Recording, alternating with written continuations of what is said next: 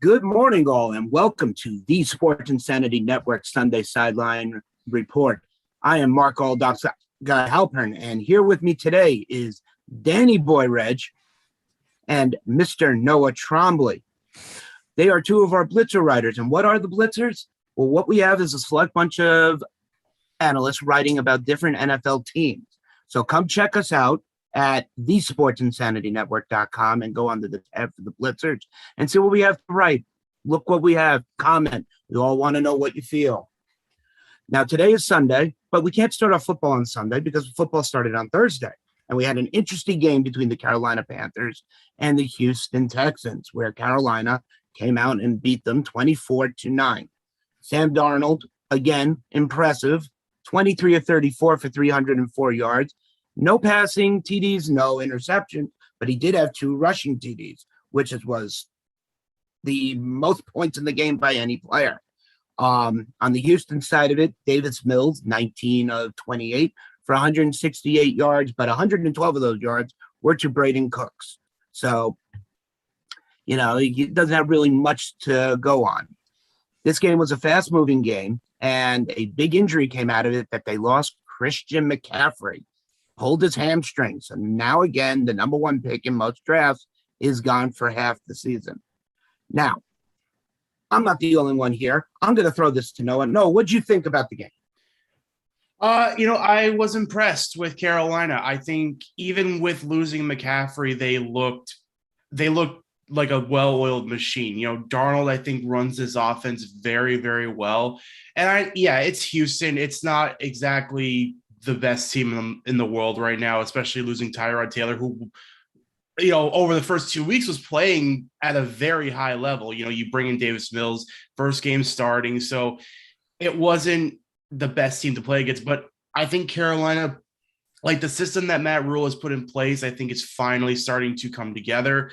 I think Darnold is the perfect guy for that. I mean, going off of what he did last year compared to what he is this year is night and day difference. He looks like a completely different quarterback. He looks calm. He looks collected. And like I said, he just runs this offense very, very well. And so, I'm impressed with Carolina. Houston, they've got some things to work on, but we all knew that at the beginning of the season. They had a lot of stuff to work on. But so, just impressed with Panthers still, and Texans just got more to work on. That's pretty much what we've seen from this game. And I agree with you 100%, Noah. Now, I'm going to pass this off to Dan, and Dan knows why. Dan lived with Sam Darnold as a Jets fan, as a Jets quarterback. Now that he's in Carolina, I want to hear what Dan has to say about this. I mean, first of all, I want to give actually Houston a lot of credit because they played as hard as they could with what they had. So hats off to the Houston Texans. And it may not be this year, but hopefully they can turn around for next year when they have, better players, probably a better coach. Here's the thing with Darnold, though.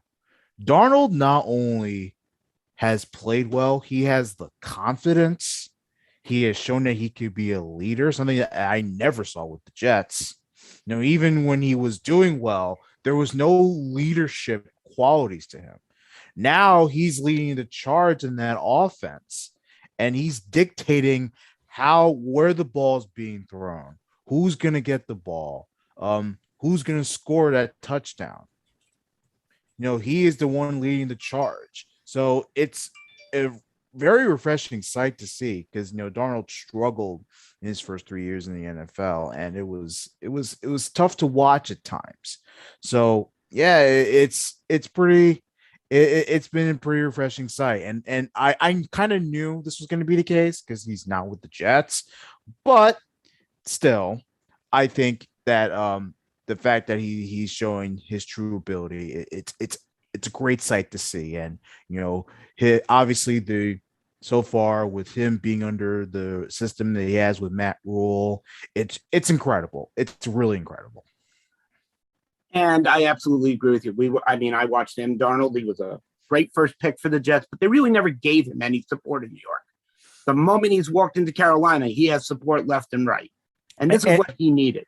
And the fact that and I watched the video of like the people partying wherever he went to. He went to a party to celebrate him getting traded from the Jets. I think that was sort of the sign that I think he was going to go somewhere better. Think he felt it too. So when you feel that you're going to be in a better situation, you're just going to take it and run with it. Yeah, and another thing, Dana, and that you mentioned that I really like is the fact that you mentioned he's got confidence again. When he first came to the NFL, I think even with the Jets, I think he had the confidence right at the beginning because he did show that first year, his rookie year, like he had some bad games, don't get me wrong, but he definitely showed flashes, I think, in New York where it was like, oh, this guy might be it. But then just I think the system wore on him to where he had no room to grow. He had no supporting cast, like Mark said. Now he's got, DJ Moore, Christian McCaffrey, even though he's out, but he had Christian McCaffrey. He's got DJ Moore. He's got all these weapons around him, and he's got a coach that I think knows what to do with him. And so that gives him all the confidence in the world. And one of his biggest things was I think he turned the ball over so much in New York. He's got 3 games, 1 pick. That's all he's got so far. And that pick was a tip pass. It wasn't an errant pass. It was a tip pass that got picked off. So that's a definite change in Darnold's, arm motion and everything. Yeah, he's not making year 1 mistakes in year 4. Correct. And that's sort of the thing that I love out of him. I just love it, and it's great to watch him. It really is. It's a nice change of pace. One thing I want to dive a little bit deeper into is now that Carolina has lost Christian McCaffrey yet again, who besides DJ Moore, who we all know has been doing very well, needs to step up? Let's throw this one over to Dan. I mean, in Carolina, I'm just saying, who else would take that charge? Right? Who's they don't take that charge because they don't have much at the running back position. A lot of their weapons are at wide receiver. Right. And one person I'm looking to step up is Terrence Marshall Jr., a good wide receiver, 2nd-round pick. He can do really well. He can do well with this offense. Last week, he had 4 receptions for 48 yards, which is good, for a rookie standpoint. Noah, what do you think? Look, yeah, I definitely agree that I think the wide receivers need to step a little more, but I'm looking at I believe it was their 1st-round pick this year, Chuba Hubbard out of where I don't remember. I don't remember to, but anyway, like that, he was a high pick for them. Even in this game against the Texans, he had 11 carries for 52 yards after McCaffrey went down. He needs to keep that running game alive. Like, he doesn't need to do everything that McCaffrey did, but I think as long as he can just keep a decent run game, if he's around 70, 80 yards a game, I think that's enough for Carolina to then open up the passing game more after that. So I'm looking for him to really, like, we spent a high pick on you. This is why. Exactly. Now, Houston, yep. On the other hand, has lost Tyrod Taylor. Pulled hamstring. He's on the IR. Is Davis Mills the answer? We'll throw this one to Noah. I don't know. It's so hard to judge him. I mean, this is a kid that more than likely didn't expect to play this year. Everyone expected, this is Tyrod's year, or a certain somebody else who is dealing with his own troubles at this point. But for a kid that's thrown into it, he played fine. He wasn't anything spectacular, but he did, he showed flashes. So it's on the fence right now. I would definitely say there's no reason to panic with him yet, but at the same time, there wasn't anything in this game that showed oh my God, this kid's the next big thing. It just kind of was an average game. So it's I can't really take much from it, if that makes sense. Dan, your thoughts on Davis Mills? I mean, the guy had 1 touchdown, 168 yards throughout the entire game, bro. What 19 completions? No, he did what he could. Look, he looks like a backup. That's what he looks like. And look, I'm not trying to offend the guy. I'm sure he's a nice guy and, obviously deserves to be on an NFL roster, but he's just another one of those stopgaps before Houston can either get Tyrod Taylor back or if they have to fill for a year before they get another quarterback. Right. So I feel bad for him because he did the best he could. He played his heart out, and I mean, Houston got 9 points to show out of it, which is great. But they put points on the board. Exactly. Just to say something real quick, we talked about how Darnold had no supporting cast when he was with the Jets. The Texans, other than Brandon Cooks, really have no other weapons on their roster. Mark Ingram is an elder running back who I think is way past his prime. You've got David Johnson, who also is out of his prime. Philip Lindsay is not the same guy he was in Denver. Brandon Cooks is really good. But other than that, they don't have really anyone else that really can open up a game with their abilities. So could Houston actually be the first team to go 0-17? No, because they won a game already. That's my error. I'm sorry. Can they go 1-16? They definitely have the potential. Like I said, they don't have much. The running game. So Thursday night against the Panthers, they rushed for 30, 37, 42 yards total between Mark Ingram, David Johnson, Philip Lindsay, and Brandon Cooks on like a reverse end around. 42 yards between 4 different players. Like that, you can't do that and win in this game, win in this league. But the thing is, they don't have anything. They either need one of these guys to really step up, or Davis Mills just has to start playing like Tyrod was. And which one is more likely? I couldn't tell you right now. Okay. Before we dive into this week's games, which we have, people covering, I want to go over a couple of injury notes that came up this morning. Now, Carson Wentz, as I said last week, is the only player I know who can sprain both ankles in one day. It is not an easy feat to do. However, he is going to start today with 2 taped up ankles. Do we say broken legs now is what's going to happen to him? What's he going to break today?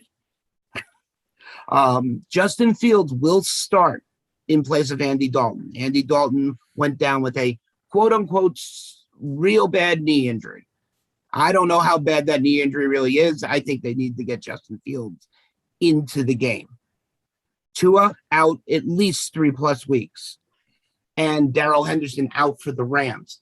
These are just small little names, but they play key points in each one of their teams. As I mentioned, we have blitzer riders. Noah is our Jacksonville Jaguars blitzer rider. And Noah, I gave you a great AFC matchup today with the Los Angeles Chargers playing the Kansas City Chiefs. What about this game are we going to look for? Well, obviously, you have, 2 of the best young quarterbacks in the league right now. You, of course, got Patrick Mahomes, who what more can you say about Patrick Mahomes? He's Mahomes. That's what he is. And the Chiefs, big thing for them, they're coming off their loss to the Ravens after the Ravens go for a bold call on 4th down to seal the game. But in that game, Patrick Mahomes went 24 for 31, 343 yards, 3 touchdowns, and 1 interception. He was as good as ever. So, and it just came down to a bold call by the Ravens that ended up winning that game. On the other side, you've got second-year quarterback Justin Herbert, who, again, kind of like Mahomes, has just lit the league on fire ever since he came in. Last year had an incredible rookie year, had, I think, the most passing yards for a rookie. Yes. Just absolutely lit the league on fire. Last week against the Cowboys, even though they lost, he went 31 of 41 for 338 yards, 1 touchdown, 2 picks. To be fair, though, I think one of the picks was definitely just a tip ball that really shouldn't have been picked. Just happened to go that way for him. But it's going to come down to these 2 quarterbacks. This whole matchup is driven by quarterbacks just because of they're going to play each other twice a year. These teams will know each other so well coming into this game. Chargers and Chiefs, they played twice for the last however many years. I couldn't tell you how many years exactly. So look at these two quarterbacks. They're going to decide it. Who has the better day? Is it Herbert or is it Mahomes? And kind of going off that, the other thing to look at is what defense can get pressure on the opposing quarterback. Will the Chiefs be able to get pressure on Herbert and make him uncomfortable in the pocket and make him have to run? Or will Bosa and that line for the Chargers, will they get pressure on Mahomes? So this is a true definition of a quarterback duel. These two guys are just going to light it up, and it's going to be amazing to watch. If I had to pick, I definitely would go the Chiefs here, just simply because it's at home. I think the Chiefs always have an advantage when they go to Arrowhead. That place gets incredibly loud every time they play there. But yeah, no, exciting matchup here. Could be one of the best. These two are going to define the league for the next 10 plus years. And I agree with you 100% there. Justin Herbert came into this league and took it by storm, and he was given a team to work with Austin Eckler, Mike Williams, Keenan Allen. What more can you say about him? He is the next Patrick Mahomes in my eyes. Right now, Patrick Mahomes is Patty Mahomes, but Herbert is right in line with him. Dan, what do you think? Well, I mean, this is going to be one of those matchups of the season where you're going to be locked in to seeing like who's going to come out on top and who's going to be, explosive and who's going to win the game. People are going to be very intrigued by this. I love Mahomes in this one, though. I love the Chiefs here. I know both teams last week, suffered their first losses. And, both of them were very close games. So they know what it feels like to have the pressure of, trying to win and, coming up in big spots. But, one of the things that I like about the Chiefs is the offense. Like that offense can move. Like they scored a lot of points in their game against the Ravens. So I like the offense to move a little more. And the Chargers, that's the thing that, even though their offense has been, fairly okay, they haven't scored a lot of points yet. Like they haven't had like an explosive game. So I'm still waiting on the explosive game from the Chargers. And that's why I have the Chiefs as the upper hand here. I tend to agree with Noah and Dan on this. I can see Patrick Mahomes going all out today. This is going to be an air battle game. I don't think there's going to be a lot of rushing this game, even though both teams have capable running backs. Yes. This is going to be a passing game, and it's going to be up to the offensive lines to protect both quarterbacks in this situation. The longer they have to throw, the more points we're going to see, and everybody loves a high-scoring game. Me personally, when you saw Lamar Jackson flip it into the end zone, true Madden style, that was a nice way to score a touchdown. Yeah. Yeah, that was fun. That was interesting. Yeah. Now, I will give LA this, though. Their defense, that's actually not that bad of a defense. They got a good secondary. Yeah, they didn't hold Cowboys to many points, under 20 points, both Washington and the Cowboys. Right. Under 20 points, which is huge. So it's curious to see what they'll do against the Chiefs, but I don't know. I mean, you got to stop both Tyreek Hill and Travis Kelce. Very hard to do.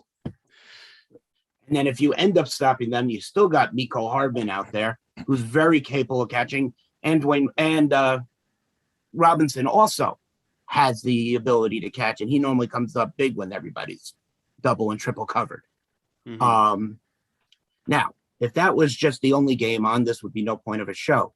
Dan, I had talked to you quickly about Green Bay and the 49ers to take a look at. What do you see going on out there today? I want to see, first of all, now that Aaron Rodgers had that big performance against Detroit at Lambeau, I think it's time for him to come in big on Sunday night against San Francisco. And the big thing here, for at least for the Packers standpoint, is to continue the explosive game that they had against Detroit. It's not going to be easy with the 49ers. 49ers are 2 now. So let's see what happens. I'm if they can go 80 plus yards on the 49ers, they'll be in good shape because that 49ers defense, while it hasn't been terribly bad, it still has a lot of work in progress. So I'm that's all I have to say about that. It's gonna be a pretty interesting matchup. And it'll also be interesting to see how Aaron Rodgers after, because he silenced the critics and all that stuff. And, he's going out there on his little press tour, criticizing the media. So you wonder if that distraction is also going to have a factor in it too. Right. And this is a primetime matchup between these two teams. Aaron Rodgers hasn't found the one target that he requested to come back to Green Bay and Randall Cobb. He's been pretty silent. Devontae Adams is out there, but he's making, catches, and he's had 2 100-yard games already. But we'll see what happens. San Francisco is a wild card here. They lost yet again, another team to lose most of their running backs. They have Elijah Moore, who is going to be handling the running today. Now, his first game out in week 1, he did 50, 60 yards on the ground, which was a nice surprise and a touchdown. Great. Do you think Moore can run against this Packers defense?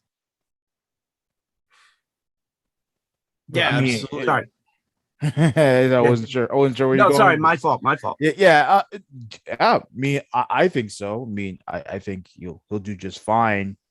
And not only do I think he'll do fine, I think that he's actually getting better as season goes. So far, he's actually trending upwards and downwards. Noah? Yeah, I think he can handle the running. I think the 49ers will be fine on that front. This game to me, it just comes down to the Packers more than anything, because I cannot get the last 2 times that Aaron Rodgers has played the San Francisco 49ers in the last 2 years. I believe it was 2 years ago he played him twice. And both times, everyone thought, this is going to be a fantastic game. It's going to be high scoring. No, the 49ers absolutely swallowed Green Bay whole and wouldn't let him get anything going. They were basically his kryptonite that entire year. Like week 2, they destroy him. Everyone thought, okay, well, we're in the NFC Championship game now. It's going to be a completely different story. No, the defense swallowed him whole again. This game, Aaron Rodgers has to come out swinging in this game because he comes out and throws an absolute stinker in week 1 against the Saints. Comes back and he plays well against Detroit. But at the same time, it's Detroit. They're not, again, like I said with Houston, they're not a team that are expected to be world beaters. You got to come out and you got to have a good game against a good team, because I can tell you right now, he's done this whole media tour, like Dan said. But if he comes out, let's just say, for argument's sake, it's another massacre by the Niners, you are going to have questions coming at you as if you're Aaron Rodgers. Yeah. And I absolutely agree with you on that, Noah. It's going to be a fun game. It should be a fun game. And let me just say this. I have a feeling Jimmy G is going to be a little hungry here because Trey Lance is right behind his back trying to take over that starting job. So, expect him to also try to come alive in this game too. Big thing though for the 49ers though, defense. Gotta hold the Packers because the Packers can be very explosive. Gotta hold Packers under 100 yards to even have a pulse to win a game. And that's another very good point. If you stop Aaron Rodgers, can Aaron Jones, who had a nice game last week, whoever had him on fantasy, can he take charge and lead this team against the Niners? What do you think on that, Noah? Aaron Jones, I don't know.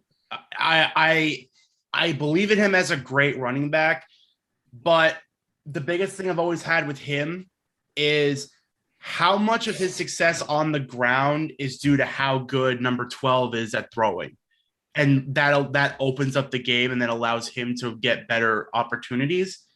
As far as, maybe the defense backs off because they're so afraid of Aaron Rodgers throwing the ball. Not again, this isn't to, take anything away from Aaron Jones. He's a fantastic running back, probably a top 10. But if Aaron Rodgers doesn't have, if say the 49ers are swallowing up the Packers air offense all game, then I know what's going to happen. They're going to start loading 7, 8 up in the box and just say, all right, try to run us with Aaron Jones. We're just going to eat him up. So it's going to be interesting. If the 49ers shut down Aaron Rodgers, Aaron Jones is going to really have to step up if the Packers want any chance in this game. So I think he could do it. He definitely has the ability to do it. It's just going to be interesting to see if they do shut down the air offense, how does Aaron Jones respond to that? Okay. Dan, your thoughts on Aaron Jones?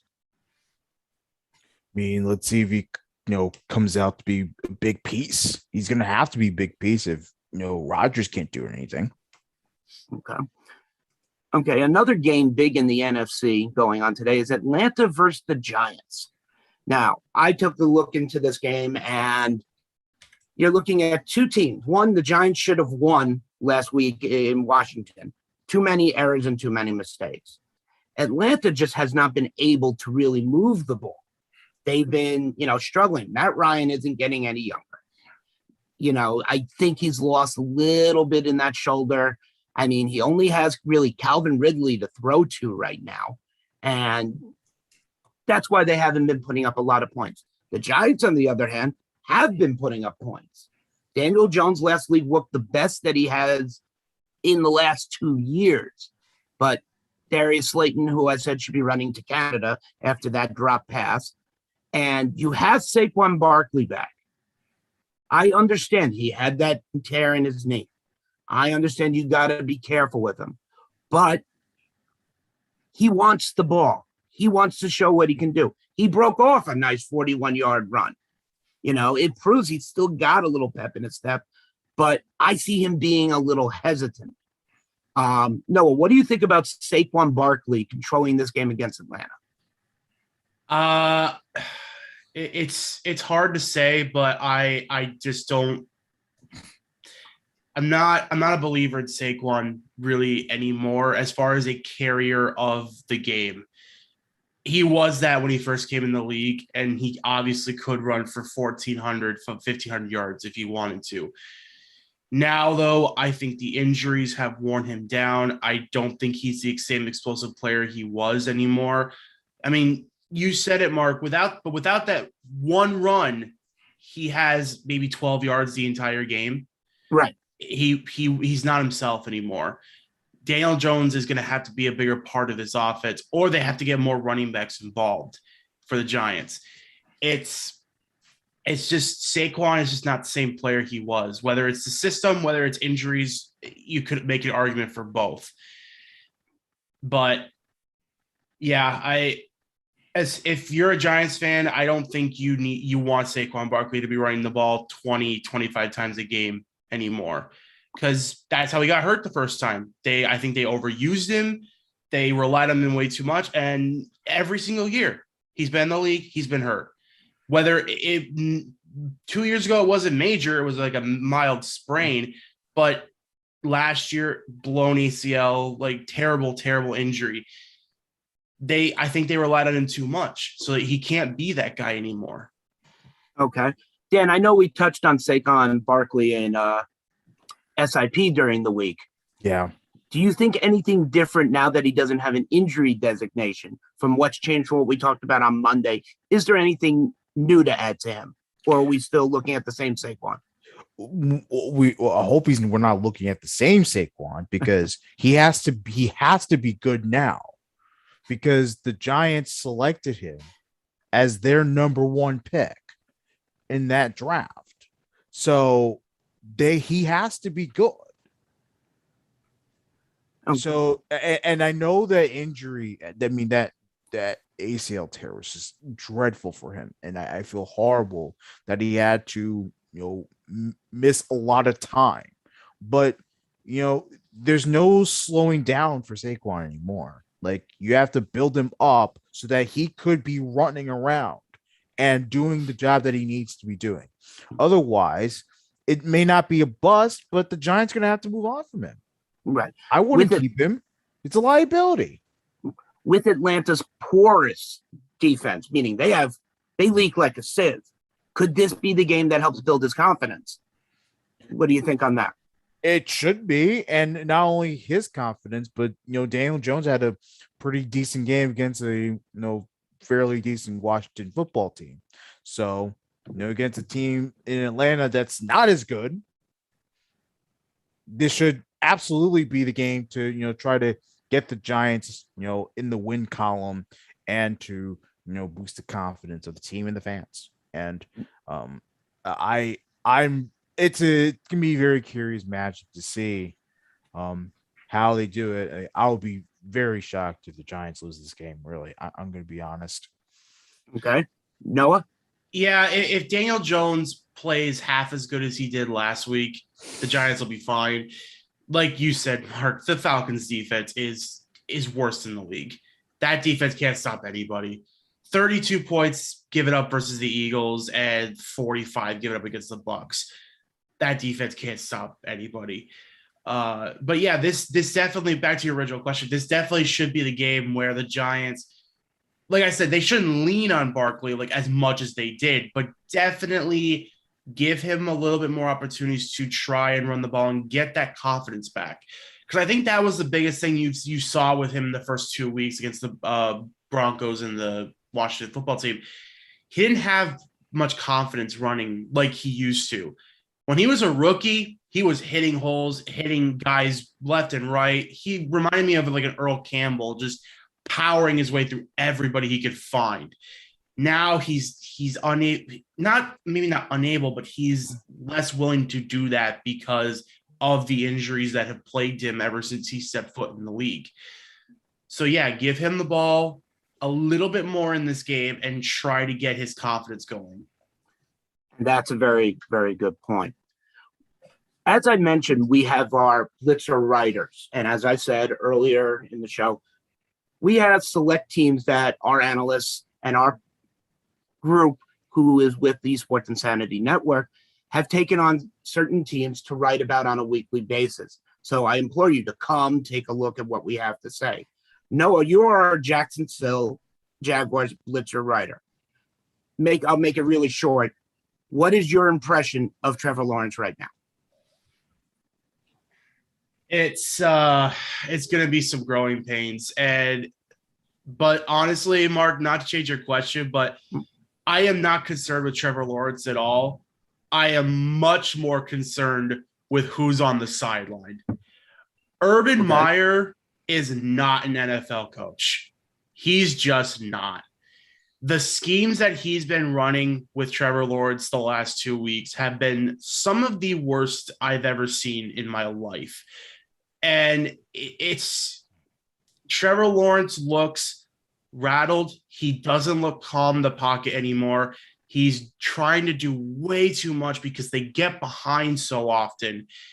So that's the thing. I'm fine with Trevor Lawrence. He's exactly, I think, what we expected. He's got his flashes, but I think he's being so hampered by the guy on the sidelines that it's not working. When I'll never forget their first game against Houston.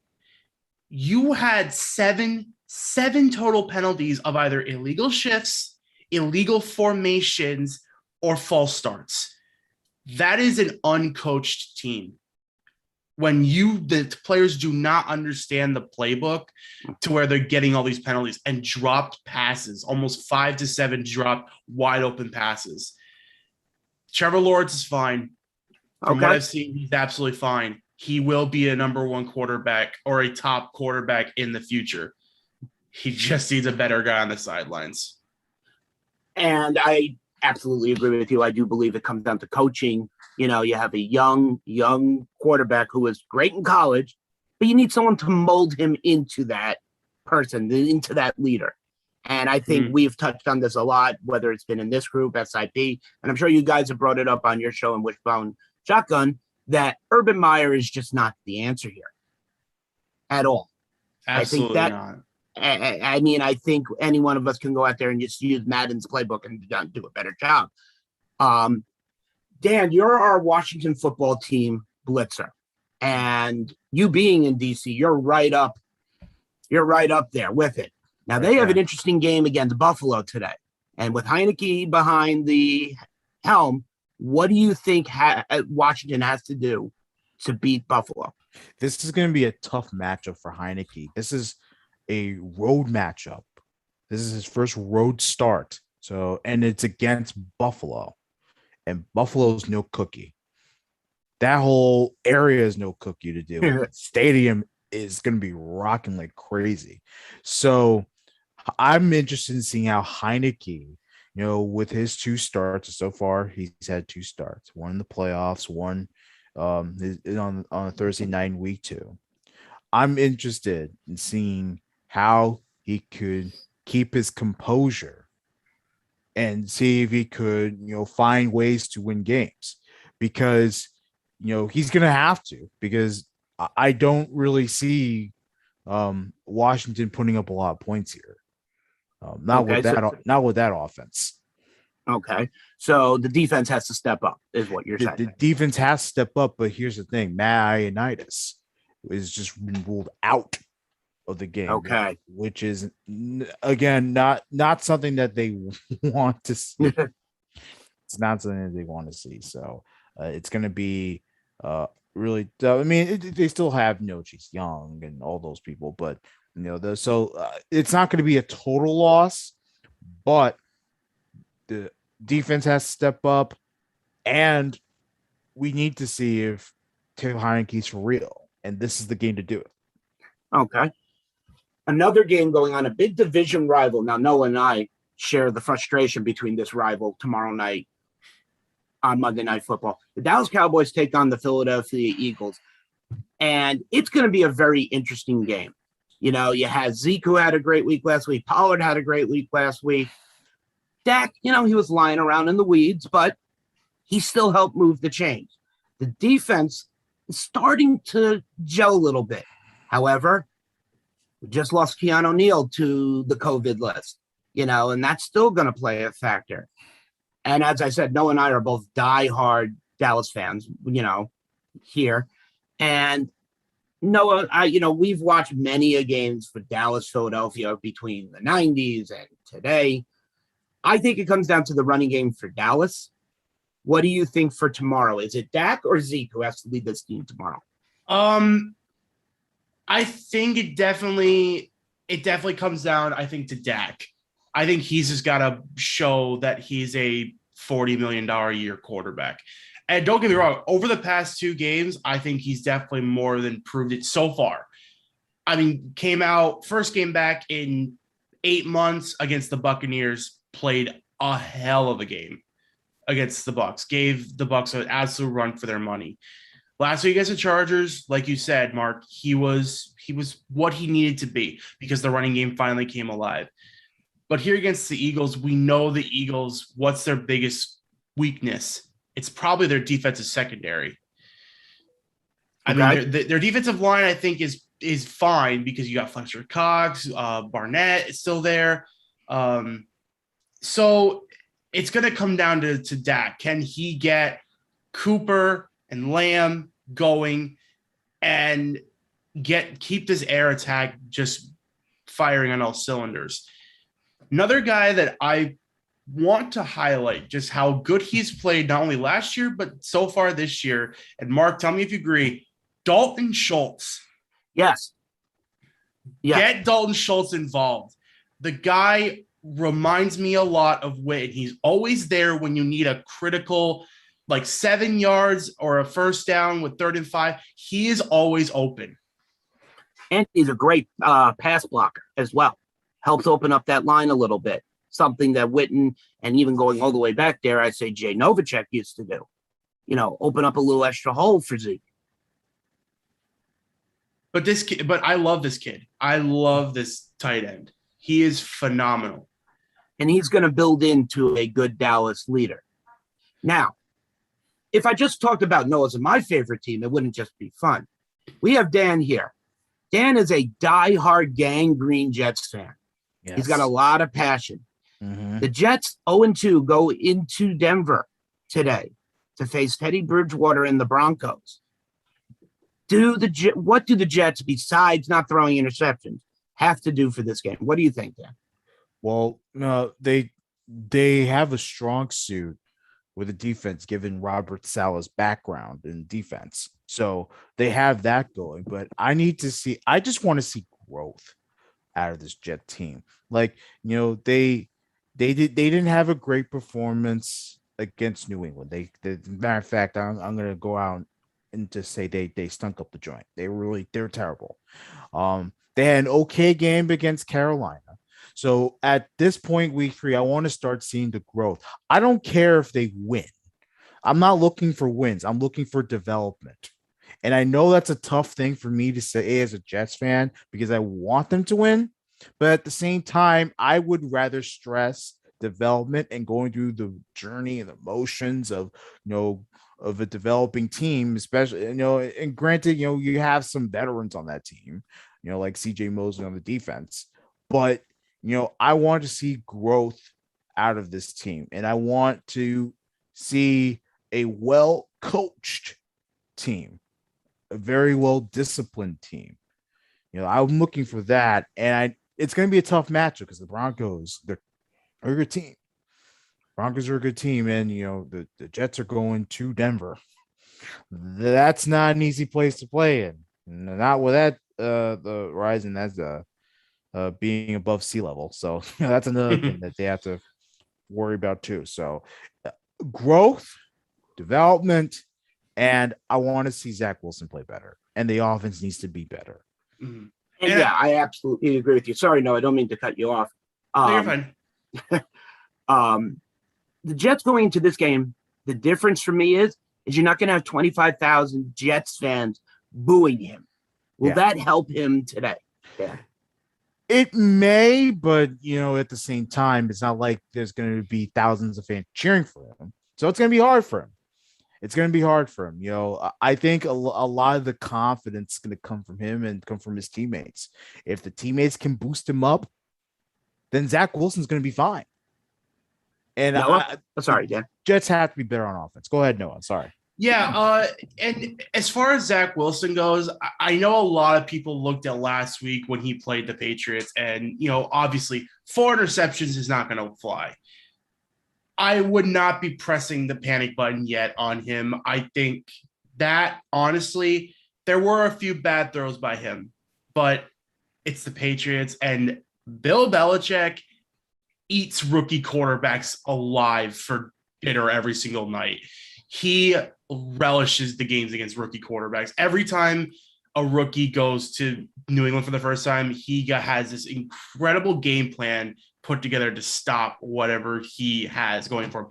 I think it was Josh Allen. The first time Josh Allen went to New England, it was not pretty for him. So it wasn't good by Zach Wilson, but Jets fans, I wouldn't be pressing the panic button yet. As we look at the games today, 4:25. I think the best game on Sunday will be happening between the Buccaneers and the Rams. 2 very high-powered offenses. And, of course, the great Tom Brady, I mean, even hard for me to use the word great before him, is going out to play against Matt Stafford, who now has a team which he can play for, who has a supporting cast, whether it's running, passing, no matter what. Can the Rams beat the Buccaneers at home? Now, the Rams have home field advantage here. Dan, what do you think Tom Brady, considering he's beaten every NFL team, he's played in every venue, what does Tom Brady have to do to shut up LA? Just and that Tampa Bay defense? It's going to be a close one. So definitely he has to make the big plays. And Tom Brady, we've seen this year after year about how the experience that he has and how he can make the big plays, how he's capable of extending the game, of getting his team to where they need to be in striking distance to win the game. And that's what matters more to him, is winning the game. Doesn't have to be always have to be pretty, but it has to be a win.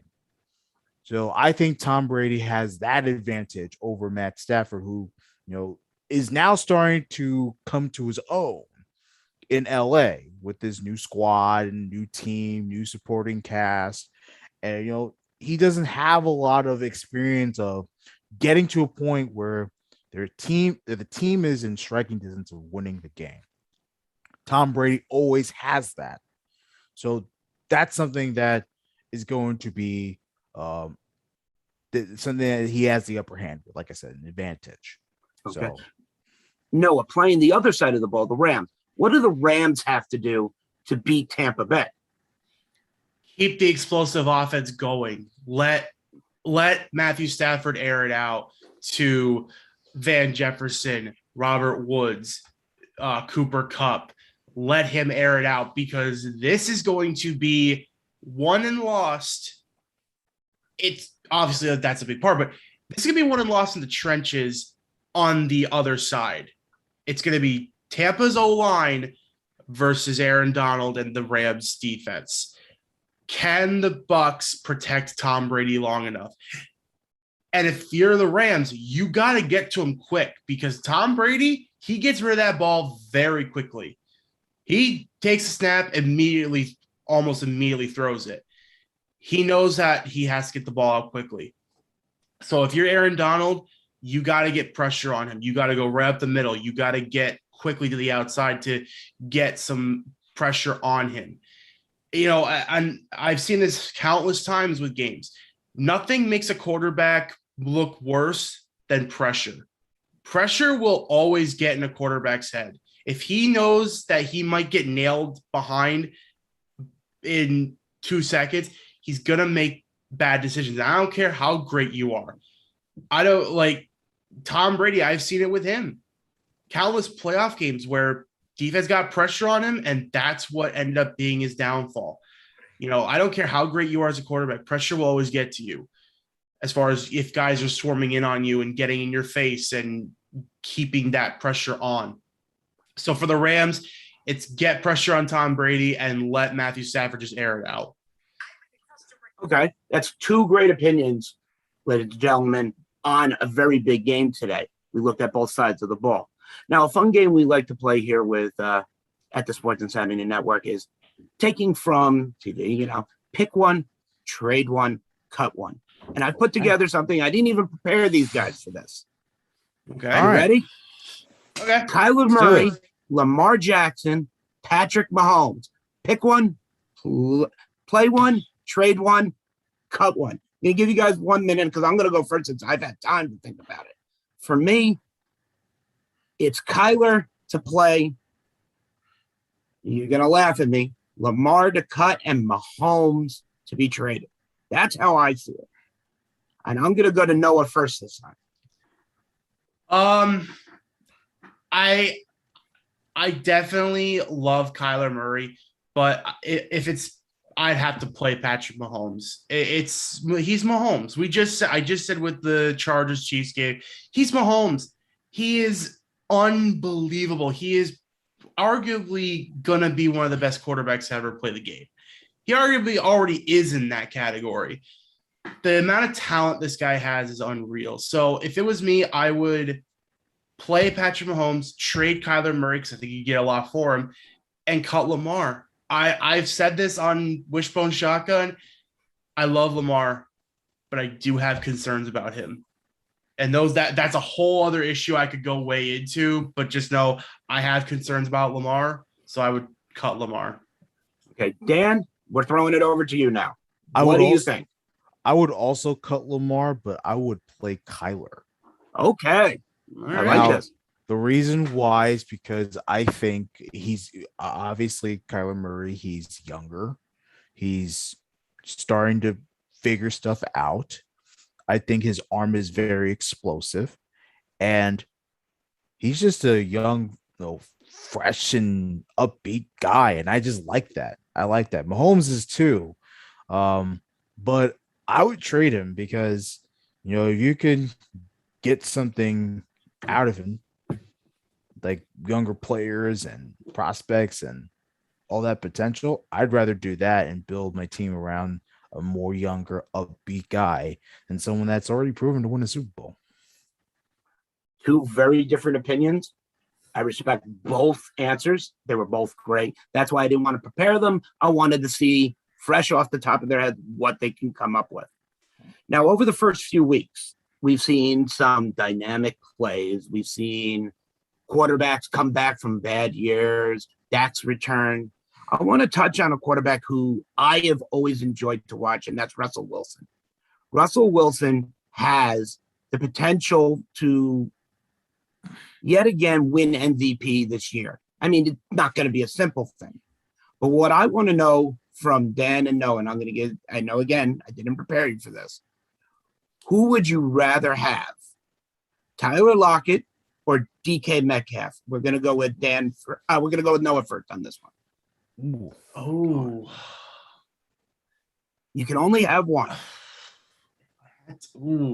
That is really tough because I love both these guys. DK Metcalf, I think, is a freak of nature, just absolutely built like a brick house, and is incredibly fast, and the ability is there. I would take Lockett though. Lockett to me is that guy that no matter what play it is, he's always open somehow.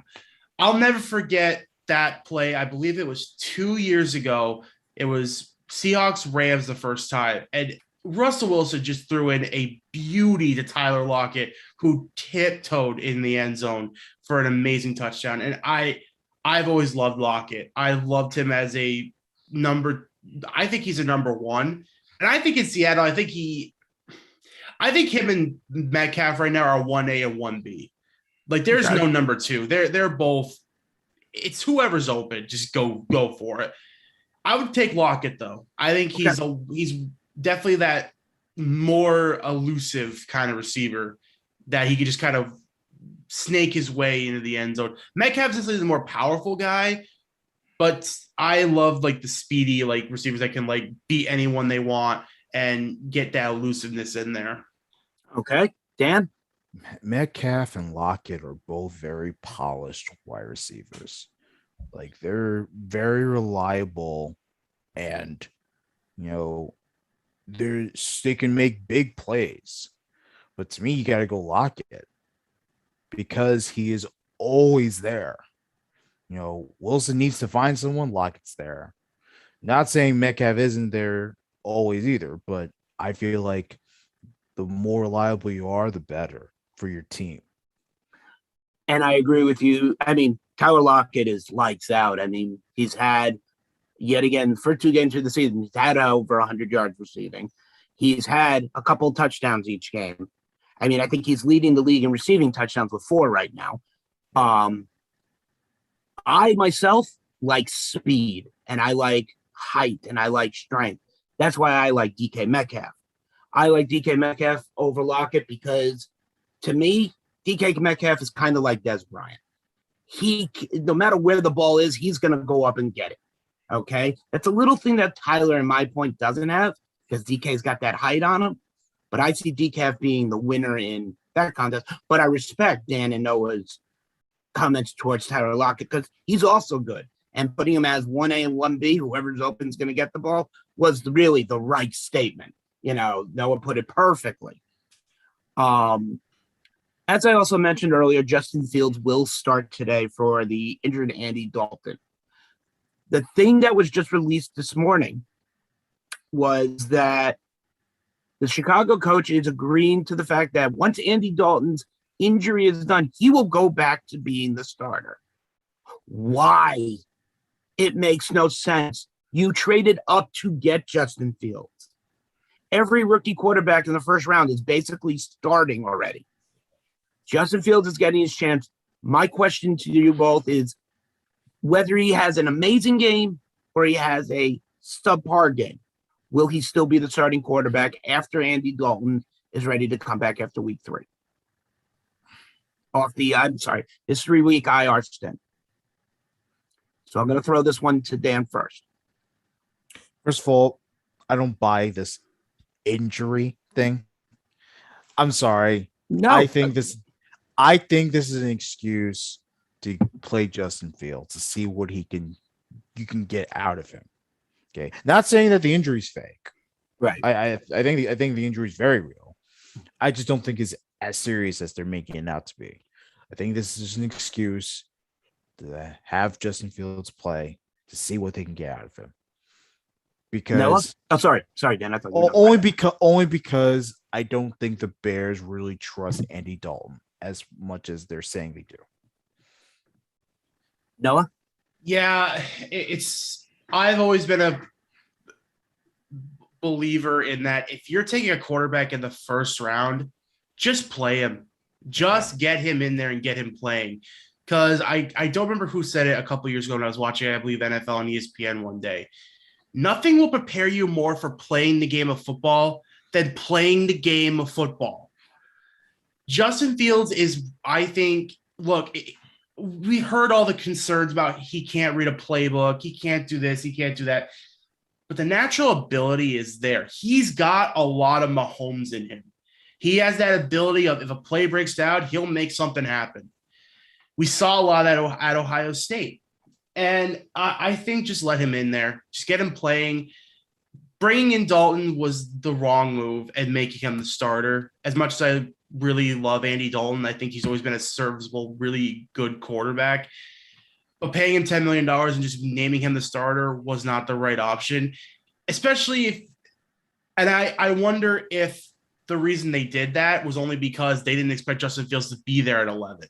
Yeah. They probably expected him to go to Denver at the number 9 pick. That's what I think a lot of people had on their boards. They had either Justin Fields or Mac Jones going to Denver, and a lot of people had Fields.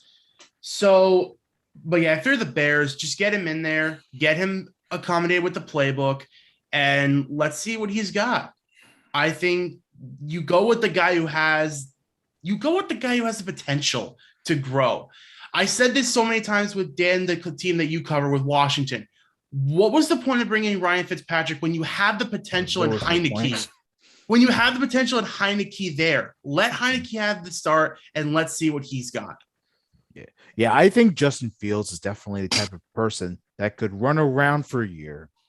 And, there's going to be a lot of, growing pains, mistakes. There's going to be a lot of great moments too. But let him run around, let him get his feet wet, let him get dirty, and play the game. Let him see what he can do as a starter. And a lot of the whole starting Andy Dalton thing, I think it was the promise that the Bears made, which is stupid because if you knew you were going to draft a quarterback, then or had the idea of drafting a quarterback, what was the point of bringing him on? Mm-hmm. Absolutely. I'm very high on Justin Fields. I think I've liked the kid coming out of Ohio. I love watching him play. I think he can be a real leader in the NFL, but if you have a coach that's backing Andy Dalton, what is that going to do for his confidence, Noah? I think it's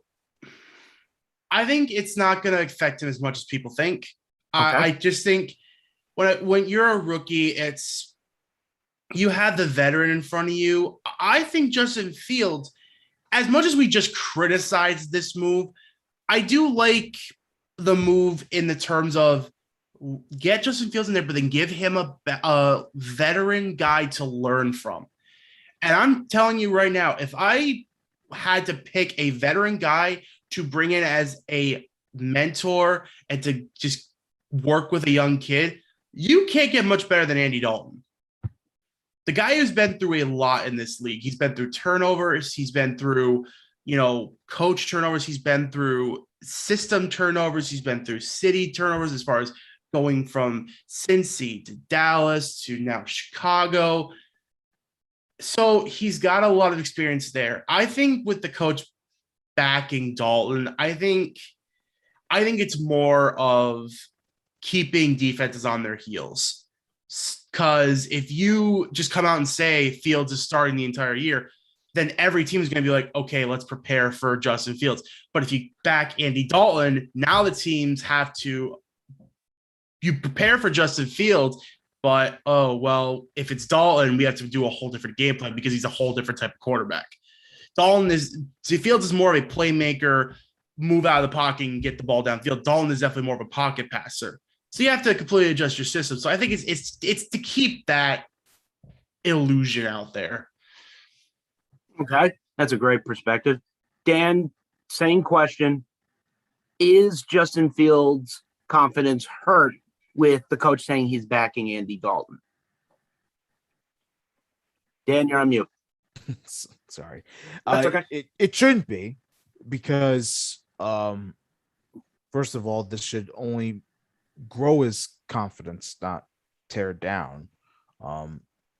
If anything, like this should give him more of a incentive to play better and to learn more, better himself in the NFL, get him used to the pros, and prove to Matt Nagy that he could be the guy for years to come.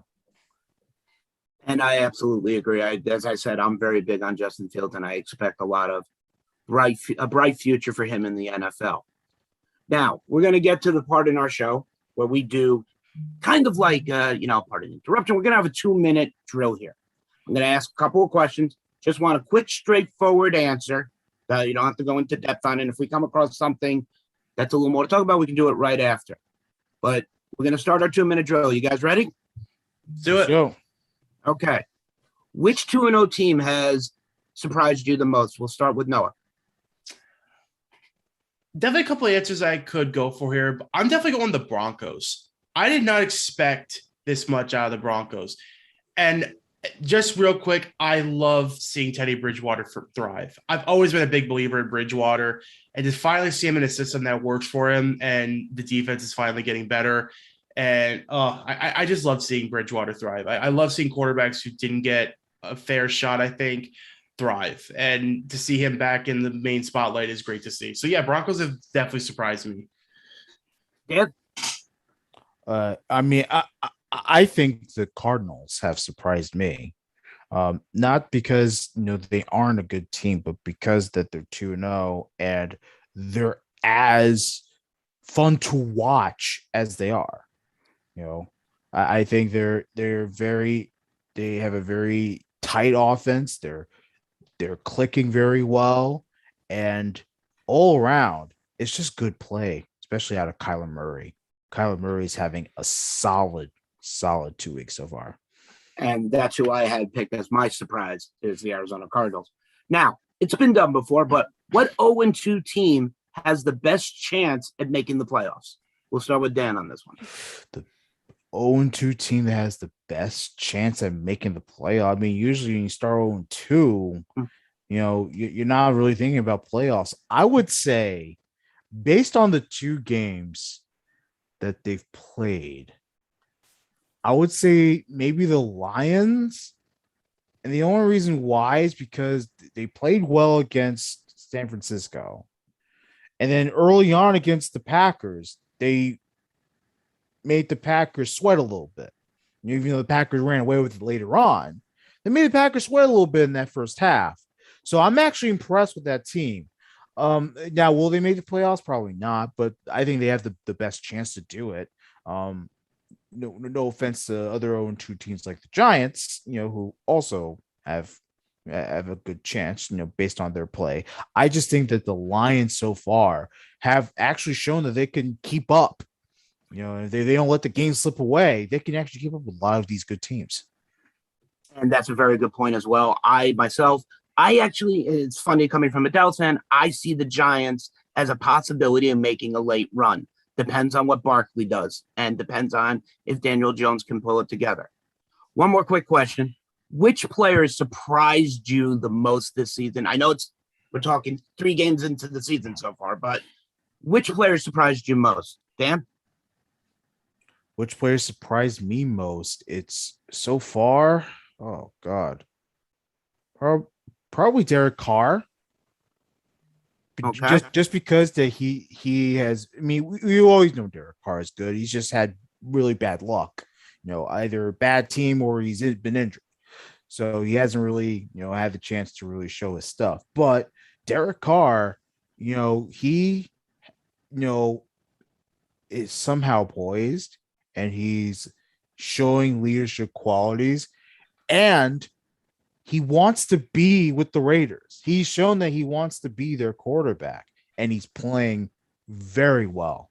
I'm really happy with what I'm seeing out of Derek Carr, and he's making a lot of his completions. He's throwing some good touchdown passes, and the Raiders are winning. So I'm happy with what he's doing in Vegas. Okay. Noah, what player has surprised you the most? So far, I definitely think Derek Carr's a great shout, Dad. I'm going Jalen Hurts in Philly. There was a lot of turmoil last year as far as the Carson Wentz, Doug Peterson drama. They do the whole thing where they bench Carson Wentz for just Jalen Hurts, then bench Jalen Hurts at the end of the year for Sudfeld, and now they trade for Gardner Minshew for some reason. So there's been a lot of quarterback turmoil in Philly right now. But he came out week 1 against the Atlanta Falcons and absolutely lit them up. He had a fantastic game against the Atlanta Falcons. Let me just get those up real quick. Sure. 27-35, 264 yards, 3 touchdowns, no picks. And then against the Niners, didn't have a great game, 12 of 23 for 190 yards, no touchdowns, no picks. But I'm not gonna scoff at you having a bad game against the 49ers defense. That's one of the most elite groups in the league. So I've really been impressed with Hurts. I think he has come out so far in the first 2 weeks has made a statement as far as, listen, you're not believing in me? Fine. I'm going to show you why you should. And for me, looking at the first 2 weeks, the person who has surprised me the most is Rob Gronkowski. He looks rejuvenated. It's like he's in Florida. Did he find the fountain of youth? He's got 4 touchdowns on the year for Gronk. I mean, we're no longer in New England anymore. We're now in Tampa Bay. Mm-hmm. Can he keep this up? I think Tom Brady might have his favorite target back. And with everybody else on that team, it's hard to pick a favorite. I'm going to take a play out of the Mike Rifkin, who is my co-editor in chief here at the NFL Blitzers, out of his playbook. And I was also told this was also part of Noah's question in Wishbone Shotgun, so we'll give Noah the credit as well. I have a crystal ball in front of me. I could grant you 1 ticket to a game today. What game do you want to go see? We're going to start off with Noah. And why? I'm gonna go different from the Buccaneers Rams one because I think that's such an easy one. I would definitely go to Chargers Chiefs. Like I said earlier in the show, quarterback duel for the ages, Justin Herbert versus Patrick Mahomes. These two are going to define the NFL for the next 10 years. It's going to be an incredible matchup up there. It's a division game too. Division games are always fun. I don't care how bad a team is. When you play your division opponents, you know them so well that those games are so close no matter what it is. Very rarely, I think, do you have a division game that's very lopsided. Just because, like we said, the Lions gave Packers fits for the first half last week. If they could do that, any division game can be close. So, yeah, Herbert, Mahomes, any matchup, sign me up. Dan? I want to see Aaron Rodgers face the 49ers. I want to see if they could come out on top or if 49ers can just keep up the dominance against Green Bay. That's my ticket, man. For me, it's going up to Minneapolis and going to watch the Vikings-Seahawks game. Okay, it's going to be a fun game with, yet again, another real good passing game because Dalvin Cook has been ruled out as of for today's game. So now Kirk Cousins, you got Madison behind you, but he's no Dalvin Cook. So I expect to see a lot out of Adam Thielen and Justin Jefferson. On the other side of the ball, Russell Wilson has enough weapons to occupy Paris with. So I think Russell Wilson will do absolutely fine today, but I think it's going to be a nice, fun battle. So that is our show for week 3 in the NFL. Again, I am your host, Mark, Old Docs Guy Halpern. Please come check out the Blitzers at thesportsinsanitynetwork.com and read up, ask questions, check us out. Also, wherever you get your podcasts, you can listen on Anchor, listen to SIP, which is our Sports Insanity podcast, which is on Monday. We have the Face Room, we have the Breakaway Bandits, and we also have Wishbone Shotgun, our other NFL show, which Noah's a part of, and they break down each and every game a little more in depth. So please don't hesitate. But before I go, Dan, you're attending another podcast today. Yes, I'm going to be a guest host for our new show, The Throwdown, which is a basketball-centric podcast. We'll be talking a lot of NBA. NBA is coming up fairly soon, so we're excited about this podcast. It features our Rams writer, Zach Haynes. He's the main host. Also, one of our college buddies, Connor Douglas, is going to join the network. He and I, we used to, host a show together in college. So he's the bomb, man. And then, of course, Connor's friend Alex is going to join in on this show. It's going to be them three. But for this week, since Alex is away, I'll be the one hosting. I'm excited about this podcast. We need a basketball podcast. It's great for the network, and I'm just glad that we're growing. We're growing every single day here at the Sports Insanity Network. Absolutely. Right. So if you're interested in checking out basketball, please come and listen to that. Noah, your final thoughts? I'm sorry, I cut you off right as I was talking. No, I'm really excited about this network. I am very thankful for this opportunity that we've able to get this going. I can tell you right now, when me, Nathan Moser, and Mike Rifkin started our hockey podcast 3 years ago, I never thought this would happen. I thought it was just going to be one of those things that, we do it every once in a while and we just talk and stuff. And I never expected to, get the text from Dan and to be like, hey, let's create a network and let's get this thing off the ground. And I'm really thankful for this opportunity. So just thank you guys. And everyone who's doing their work here at Sports City Network. It's fantastic. And I'm in the same boat as Noah. I was brought on this year by Dan and our president, Lawrence Patchman Lang, and I am very thankful to be in the position. I am getting to be able to talk sports with a great group of guys at our network. We cover everything. Please come and listen. Again, that is thesportsinsanitynetwork.com. And for our missing man today, Mike Rifkin, I am Mark Oldops, Guy Halpern.